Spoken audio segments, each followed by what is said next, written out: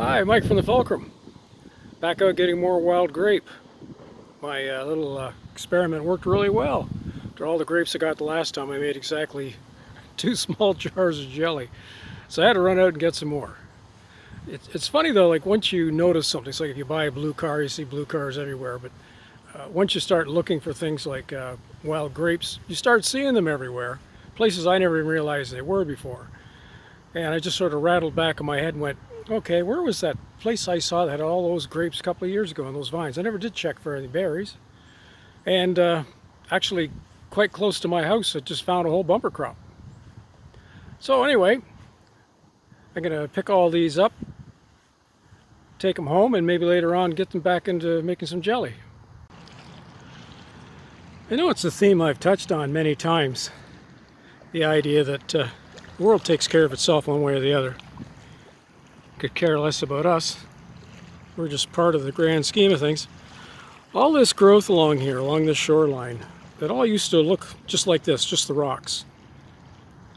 This is all within the last 10 years. All these grapevines and wild roses. The willows were here, but they never seem to die. They just fall over, put roots down, and start all over again. But all these spots here that are like little clearings now, were all just like this, rock along the shore. I'm gonna have to come along here, come make another trip and pick up some of this driftwood for my fire pit. Driftwood burns very well. It gets like, it's about as dry as a firewood you can get when it's been bleached on the shore like this all summer. So I'll pick a bunch of it up, take it home too. But no room in Mistress Miata once I get the other stuff loaded.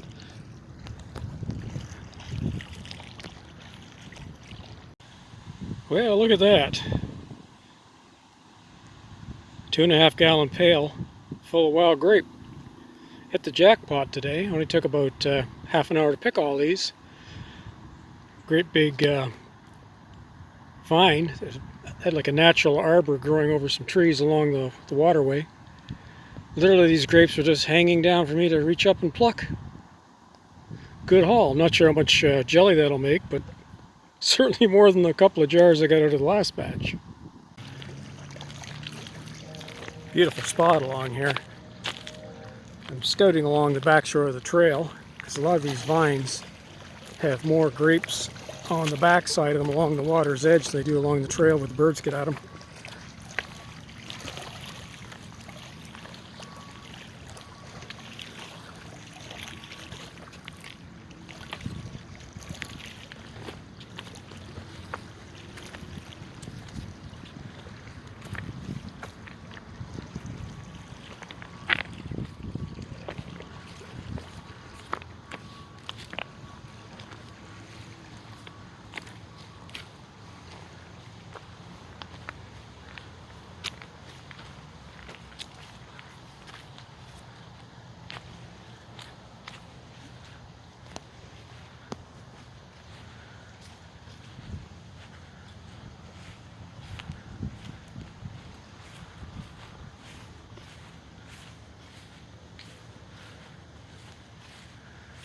That looks like another grape over here.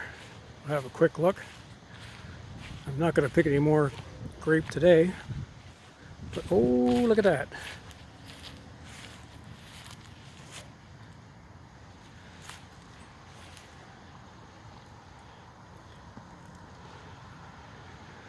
I could easily pick another pail just out of this one.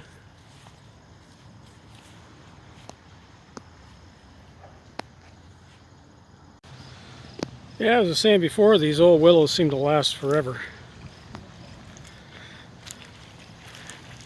This one here blew over about 1980, hanging on by the roots. Been this way since then. Goes right out over the water. Kind of like an old friend. I remember sitting on this 25 years ago, watching my kids play around the water, skipping stones, climbing on this one. daring themselves to see how far out they could go. Because some years the branches are hanging right over the water. Much the same with this one.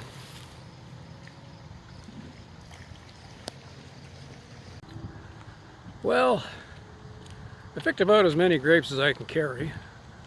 I probably could have brought around another pail, but there's a limit to how many of these things I could cook down in one evening and put aside to the next day, and then get all the gear together to cook down the grapes and make the jelly, and then pour it into the jars and make sure the jars are boiled in the canner. It seems like a lot of work in a small kitchen, but I look forward to it. I mean, all evening you can be doing other things. You can be writing or even watching TV or listening to the radio, and you smell those berries cooking down. It's unbelievable scent, and a sense of accomplishment of doing something that, you know, for the first or second time.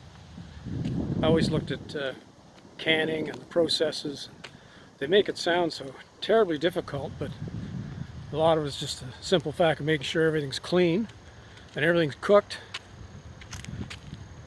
and you're pretty much good to go if you got a good recipe.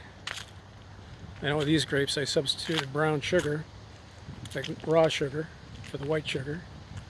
Probably could have used honey maybe, but I think with this next lot I make, I'll go with the brown sugar as well. Seemed to work really well. I'll probably get maybe a half a dozen jars of jelly out of this lot. I'd like to get an even dozen. There's still quite a bit of grapes along here that aren't quite ready to pick that I can come back and get. And have another enjoyable afternoon doing it. And that's half the fun.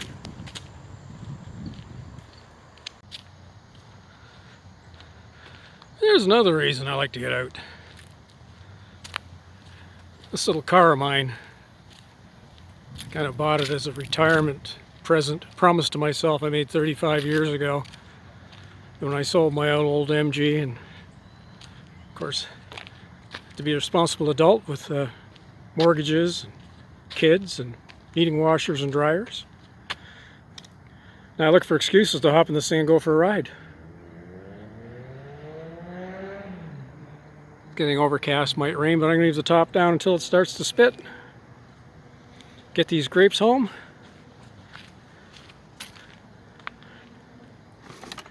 And cook them up this evening.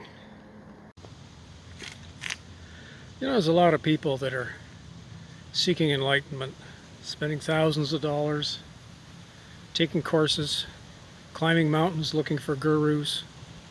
I read one journal of a fellow who spent about 4 years crawling around India, Southeast Asia, even China, Tibet, trying to find the answer. He finally found one monastery willing to take him on as a novice monk. He was very nervous about it because he was going to go in to meet the head monk. He had to go through all kinds of rituals to get as far as he had. And it was iffy that he was even going to get a chance as a novice in this monastery.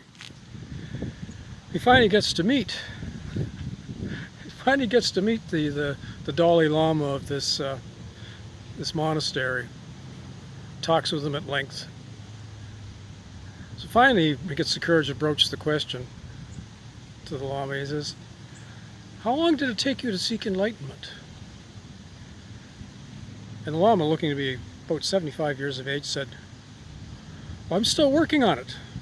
Up till 2 years ago, I was a ticket taker in New Delhi on the buses. When I retired, I thought I should go look." Well, needless to say, he didn't stay very long in that monastery. He moved on, realizing that maybe it wasn't the best place to seek enlightenment if everyone there was still looking for it. Finally, he did get a chance to stay with a hermit monk. Under the stipulation was he was to do absolutely everything he was told. The first week he was there, all the monk made him do was carry buckets of water. It was upside of a mountain. There was a patch of arable land, but the water was down about 3/4 of a mile down the bottom of a little stream that ran through a cleft in the rocks. So it'd take multiple buckets of water and several trips up and down this mountain path to water the garden. And when that was done, it was time to chop wood. Had to get wood ahead for the winter. Cold in the mountains. And then there was always a constant sweeping, raking, and cleaning up. Finally, after about a month of this, he once again got up the courage to ask the monk. He said, "I've been doing all these things. I've been searching for 4 years, trying to find enlightenment, this Zen." The old monk looked at him and smiled. He said, "Ah, that is easy." I handed him a rake. He said, "Now rake." So he raked. Every day, the old monk would hand him the rake, say, "Go rake." He'd point to a different spot around their cave where they were staying. Finally, the young man realized that when he was raking and concentrating only on the raking, his mind was clear. He wasn't thinking about the world around him. He wasn't thinking about the troubles going on in other countries. He wasn't even thinking about much of anything unless his stomach started to rumble at the end of the day. They realized that true Zen, you don't have to climb mountains or travel 1,000 miles to find it. It's a simple manner of putting your mind out of gear and doing tasks that you enjoy doing. He didn't enjoy the raking so much, but breathing the fresh air at the end of the day, he slept like a baby. Even the most plain of food tasted like something from a 4-star restaurant after working hard all day. When the rains came down, it meant he didn't have to go near as far to get the water because there was pools up and around the mountains where the rocks have been dug out by glaciers that filled them with water. So just getting up in the morning, watching the sun come up and having a cup of tea was one of the greatest things going. I don't know what happened to him after he went home. I would imagine it was quite a shock.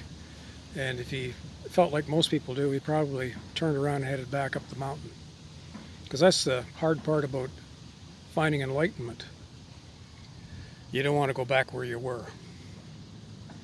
So, little things like this, going about, picking up firewood, harvesting the grapes. So you're doing it, you're just intent on that one purpose. You're breathing the air, feeling the sun on your skin, the wind in your hair. You get hungry, you go home, have a good meal, a nice big pot of tea. There's nothing like it. Happiness is where you find it.